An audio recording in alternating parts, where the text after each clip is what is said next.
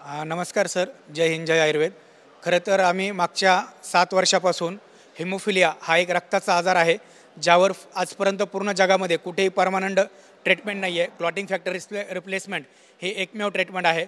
त्यामध्ये प्रामुख्याने आई धन्वंतरींच्या आशीर्वादाने आम्ही टिळक आयुर्वेद महाविद्यालय पुणे, त्यानंतर शेठ ताराचंद हॉस्पिटल पुणे आणि आता शासकीय आयुर्वेद महाविद्यालय धाराशिव येथे महाराष्ट्र आरोग्य विज्ञान विद्यापीठाच्या सहकार्याने एक रक्तामृत वटी ही आयुर्वेदातील एक नाविन्यपूर्ण संशोधन केलेलं असून त्यासाठी मागच्या 2023 मध्ये महामहिम राष्ट्रपतींच्या हस्तेच national award for individual excellence हा मला मिळालेला आहे।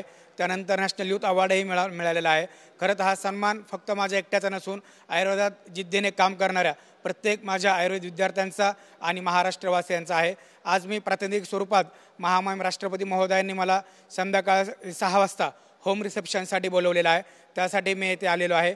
एक महाराष्ट्राच्या एक साधारण विहामांडवा तालुका पैठण जिल्हा छत्रपती संभाजीनगर या एक खेड्याच्या गावातला एक गल्लीतला मुलगा मी आहे आणि आज दिल्लीमध्ये ते सर्वोच्च ठिकाणी महामहिम राष्ट्रपती महोदयांनी बोलवला आहे। हा तर सन्मान फक्त माझा एकट्याचा नसून द ब्युटी ऑफ डेमोक्रेसी आपण ज्याला म्हणतो हा भारतीय लोकशाहीचा सन्मान आहे।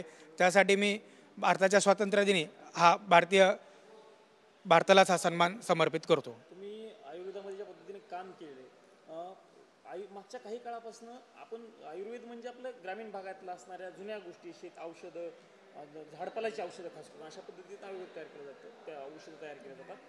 पुन्हा आपण आयुर्वेदाकडे वळायला पाहिजे असं तुम्हाला वाटतं? कारण आयुर्वेदच आता महत्त्वाचं आहे असं दिसून येते बऱ्याच ठिकाणी। अगदी बरोबर आहे सर, कारण की ॲलोपॅथी जी ट्रीटमेंट आहे किंवा आयुर्वेद आहे प्रत्येकाचं रूट एकच आहे, शेवट एकच आहे का माणूस नीट करणं। पण आपण जर गांभीर्याने विचार केला तर 150 ते 200 वर्षापहिले जेव्हा इंग्रज आपल्याकडे आले तेव्हापासूनच मॉडर्न सायन्स आपल्याकडे आहे।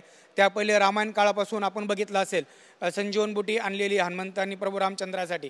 तर हे आयुर्वेद अगदी ज्याला आपण सनातन म्हणतो ना, आदी ना अंत, हे ब्रह्मासुतो विश्ववेदा ब्रह्मदेवाने निर्माण केलेलं आयुर्वेद आहे आणि आयुर्वेद हे भारताने जगाला दिलेली सगळ्यात मोठी देण आहे। आणि आज मला दुःख वाटते की भारतापेक्षा इतर राज्यामध्ये, इतर देशामध्ये आयुर्वेद जास्त प्रमाणात वापरला जातो।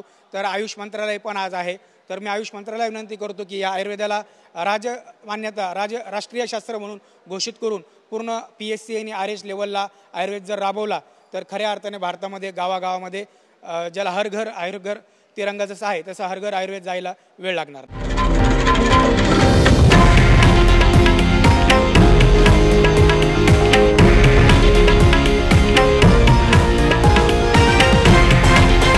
हे आहे देशातील नंबर 1 न्यूज नेटवर्क आणि आपण पाहत आहात TV9 मराठी, एकमेव।